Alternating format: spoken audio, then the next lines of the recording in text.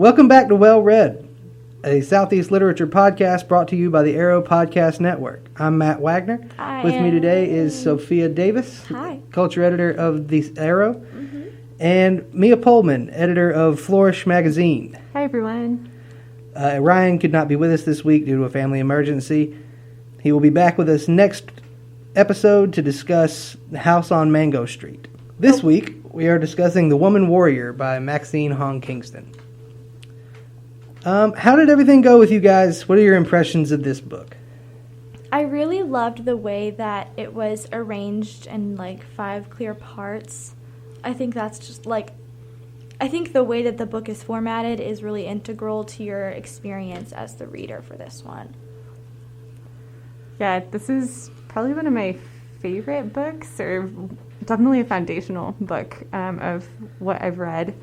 And I really love kind of how it looks at myths and the myths that she grew up with and kind of makes those her own and as she retells them. Yeah, I thought it was really interesting in the first part. I believe it was the story about Fa Mulan, where as the reader, she reads it in the first person as if she is Mulan. Yeah. And that threw me off at first because it was a version of the story that I didn't know, only growing up with the Disney version of that story. So how she was, it was like her mother reading her a story, and she, just as she drifted off, it said, I couldn't tell where I began and the story started or what was true and what wasn't. Yeah. And that really was an integral part of the book as a whole and her relationship with her mother too. Mm-hmm. I think, that was a really good note. Mia, you said on Twitter that this novel kind of helped shape you as a writer. Yeah. Can you talk about how the novel has impacted you? Yeah. So I first read this book whenever I was in grad school. And so around 4-ish years ago, I would say, for the first time. And again, I never really thought about rewriting the stories that I grew up with before. And I think the Fa Mulan one for me is my favorite section in the book. And I love it because clearly, she is embellishing it so much. And, she's telling us a story, filling in all of these details from what I'm imagining is kind of more like a bare bones story that has been told to her as a child and, throughout her whole growing up and everything like that. And so as a writer, that was just really inventive and revolutionary for me, I guess, to see so I can take the stories that I know and the myths that I've grown up with, and myth not as something that's untrue, but as a story that reveals deeper truths to us, and I can take those things and kind of rewrite them and embellish them and tell people the story of them and kind of fashion them into my own things for my own purposes and things like that. So whenever I was writing my thesis, that kind of just was really helpful in thinking about that. And I love it for those reasons. That's really impactful, the way that you said that you can rewrite your own story. Yeah. I think that's a good takeaway. Yeah, I feel the stories that we read, and hear, especially as children, already have so much impact on the way we operate as storytellers later in life. So to do it just so front facing and just do it that way was really refreshing in this book. It's a really imaginative way of going about exploring that. Yeah, I think so too. As far as the characters go in the book, I feel like her mother, Brave Orchid, was pitched in a lot of stories and framed as this very serious, stern woman, how she was with her. But you were talking about how she embellishes those stories. I feel like a lot of that comes from how she was told those stories. And I feel like she's a much more imaginative or creative character in the way that she interacts with her than we get to see in the stories that we actually see her in real time. Yeah. The stories with the ghost when she was in college, and the haunted room and stuff. I mean, I don't know, maybe she thinks that's what happened. I personally don't believe in ghosts, but don't let the ghost it seems like say that. We're gonna get haunted. Madison was saying that this building is haunted earlier as they were talking about ghosts down here. I think there was one incident with the water running in the bathroom, and now there is now it's this haunted. Perceived ghost. Well, I've never felt haunted. I feel motion safe here. sensor toilets in there too. That's true. I don't know. I feel it's a new building. It's pretty modern. I don't feel haunted here. Doesn't seem like a super haunted area personally. Right. But Anyway. what were your impressions of the characters in the book outside of the fantasy section? I think that the way the characters are framed, here we go, back into like the way that the novel was crafted and the way that it was written, because you could have told the same stories in a totally different way. Mm-hmm. So I think the way that even the characters are named, the No-Name Woman, the Fa Mulan story, we've got Brave Orchid and Moon Orchid, the way that that is all kind of mixed together and crafted is what creates the experience. Because if you had just said, oh, my mom and my aunt and whomever did the XYZ thing, my mom told me the story as a kid, that wouldn't have been as dynamic a story as what we had in front of us. I love that you describe it as an experience, because it really is. Like, we, or at least I, as a reader, kind of feel like I'm also we are being told these stories, but that I am Kingston. You know, like, I don't know what necessarily is true, the way that she kind of bleeds back and forth and blends back and forth between, like, the quote-unquote factually true things and the things that are also true but are told in story form, maybe through things that aren't necessarily factually true. I think that I like that you said that, because for me, reading is an experience. Mm-hmm. Have we all seen The Princess Bride? Yeah. Here I am on the book podcast talking about movies. So when you're reading and then the words on the page kind of start to run together and you feel like you're experiencing it and not looking at a page and reading a book. In The Princess Bride, like when the uncle goes from reading out of the book and then the scene just like slowly melds mm-hmm. into the setting and then the story carries out in first person. Mm-hmm. I love that experience when I read and I feel like I'm there. Yeah. And I feel like in this novel I was there. Mm-hmm. Yeah. I didn't think you were going to call me out in front of a microphone, but I don't think I've ever actually seen The Princess Bride. Are you kidding? No, I know what it is. I know what it's about. I know Manny Patinkin is there, and Andre the Giant. It's such a good movie. 12. But, wow. But it does sound like, from what you've described, very like similar to the transitional sections between mm-hmm. the stories and, well, her memoir sections mm-hmm. of this book. That's also a cool word to use, too, transitional, because I feel like that also kind of echoes her experience as like a first-generation child and of immigrant parents being in America. You know, like, she is the transitional generation that kind mm-hmm. of has to figure out how to navigate, like, bridging the world that her parents grew up in and this new world that new culture that she now has to, like, figure out how to kind of bring both of these pieces of herself together in, you know, which is kind of like what she does with the transitions between the different parts of the book. That brings me back to the Fa Mulan section of the story again, when you talk about the cultural kind of thing, because I feel like her mom is trying to still instill in her the same kind of cultural stories and experiences that she had growing up. Mm-hmm. But for us, it's a name that we recognize, like Fa Mulan, and we're like, oh, right. Let's get down to business. But we get the Disney-fied version. Right. There's not the Disney-fied version in the book. So that ties back into rewriting your own stories. Mm-hmm. Because, you know, like, just like oral storytelling, I guess, is such a key thing in our culture. And here we are now kind of doing the same thing. Mm-hmm. So I think it was really interesting that was brought up as, like, an impactful moment in her life. Yeah. Came from a story that her mom told her. Yeah. I think oral stories are important in our culture, whether you really think about it in that way or not, because we think about it, westernized culture is like books and movies and those types of stories, but we all remember the stories our parents told us. Mm-hmm. Like, that's still something that we just inherently do. Mm-hmm. We pass them on. Mm-hmm. And I think that the way that I don't know where I'm going with that, but yeah, no, I think that's so true. Matt, to go back to your point about what we thought about the characters, so I love Brave Orchid. I don't know if I did necessarily the first time that I read this book.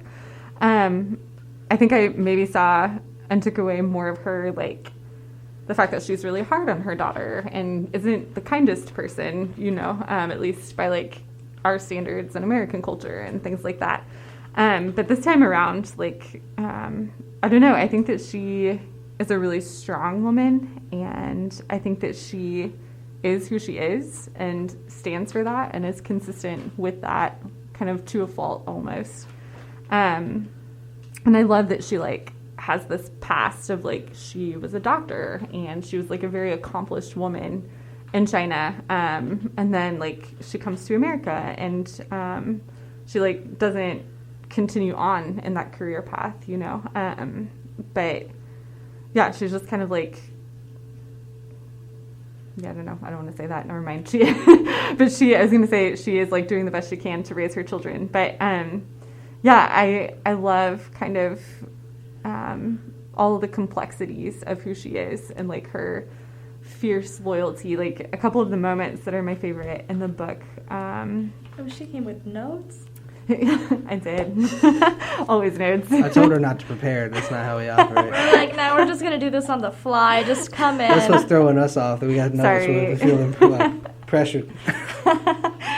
I think at the end of the shaman, I never know how to say that word. At the end of that section, where her mother basically just like tells her kind of in this really roundabout way that like she loves her, and she's like, she calls her little dog, which is like to throw off the spirits, and she like kind of sets her free to go and live her own life wherever she wants to live it. And I can just imagine, like, I mean, I don't know what it's like to be a mother, but just like the pain of like letting your child go, and realizing that, I mean, I think that Kingston is very clear about the fact that she doesn't necessarily want to be in the same place as her mom, like throughout this section. And so just like the pain of realizing that, and the way that the mom still kind of holds her pride, but at the same time, like sets her free to go and like live her life. I think that is just really heroic and really beautiful. And I think it's kind of relatable too, because I don't know about you guys, but my parents did have some emotions about me moving out. I'm the oldest, my brother's the youngest. So when I moved out, it was kind of a joke, like, get out of here. Gosh, we've had you for 18 years. Like, please pack faster. Let's go. Yeah. But I remember watching my mom try so hard not to be really, really worried when my little brother was moving out. And it was a different situation. He moved to Texas a month after we graduated high school, but watching her fret over him, and I was like, dang, nobody fretted over me. But I think everyone kind of can relate, long story short, everyone can relate to the experience of like watching their parents go through the emotions of realizing that their kids are leaving the nest. Yeah. And how that can be like a difficult transition, especially with like the relationship dynamic you might have with your family. Yeah. I think it was really captured really well in that section too. It's one of the only parts where we see Brave Orchid sort of in a tender state. Where, like I said earlier, I think that it's implied that she is in many places in the way that she tells stories and the way that she cares so much about passing their culture along to their children, whether they want it or not at certain points. And it's interesting to... Do you keep losing your sentences? Yeah. That'll come back. So... what I do, I just like run through the last few words you just said again. Like restart your sentence, maybe it'll come to you. We talk about the plot quite a bit, I think. What kind of lasting impact or legacy do we think this novel has? I'm a journalist. Yeah, I feel like that was a lot. That was a lot easier with like the Sherlock Holmes book. It really was. That was really where that came from. Mia, on the note of you being our resident expert on this novel, I don't know if I want to assume that title. we've given it to you. What other... Because Matt and I were struggling to come up with recommendations for like, oh, if you liked this, you might also like other books. Yeah, is there any kind of like novels that you think are comparable to this one? Yeah, so this is like my favorite genre of literature, like international literature about kind of liminal spaces and transitions and figuring out how to like live in the middle of two cultures, you know, and things like that. So let's see. Well, I think that House on Mango Street by Sandra Cisneros, I would say, kind of falls within those same themes. Which is that one for next week, you guys, or the next podcast you guys are doing that? Okay, got a cool. week and 2 weekends. Awesome. Everyone should read it. It's gorgeous. Also, one of my favorite books of all time. I thought it was Sunday. Yeah, we're recording it on Sunday afternoon. This Sunday, right? No, next Sunday. Okay. Yeah. Okay. Sorry, that was, we'll try to say no, that you're better good. later. On the note of living in transitional spaces, I think the graphic novel that we are going to read, Ooh. Mouse, also kind of touches on a similar theme. Awesome. So that'll be a fun one to look forward to. Yeah, that's cool. The Shadow Lines by Amitav Ghosh is also kind of deals with a lot of these same themes, looking at borders and if they're real or not. And how they're real and how they're not real and all of those different things.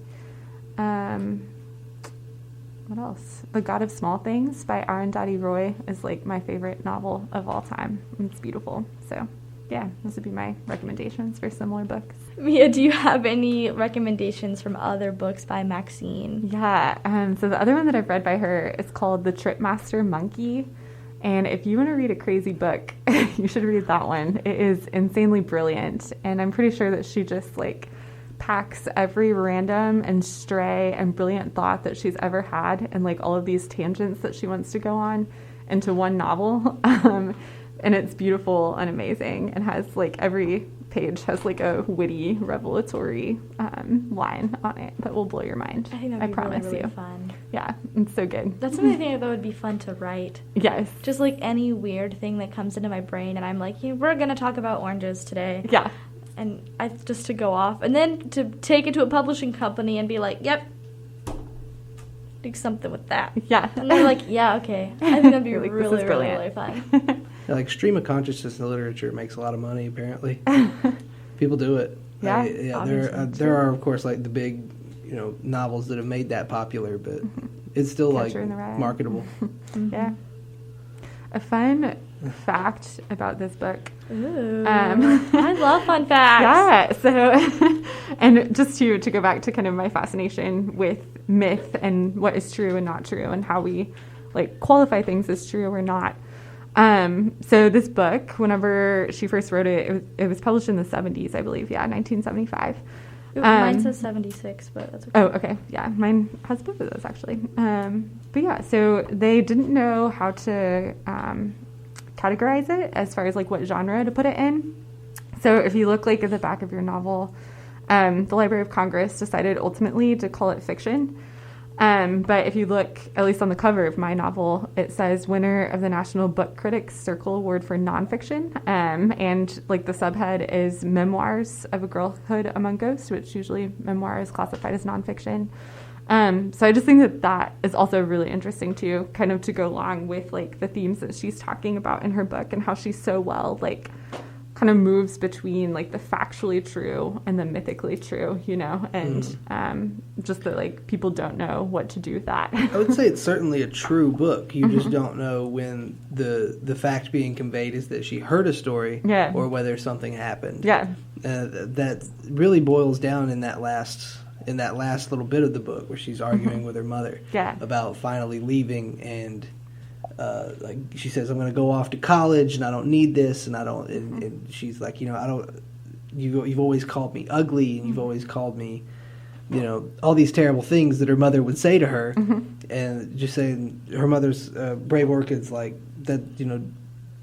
That really defines the difference of how she sees their cultural, like having to live in those two cultures. Yeah, that she takes all of that literally, like anybody that thinks like us would, from a Western perspective. Yeah, and that's not always how our mother meant it.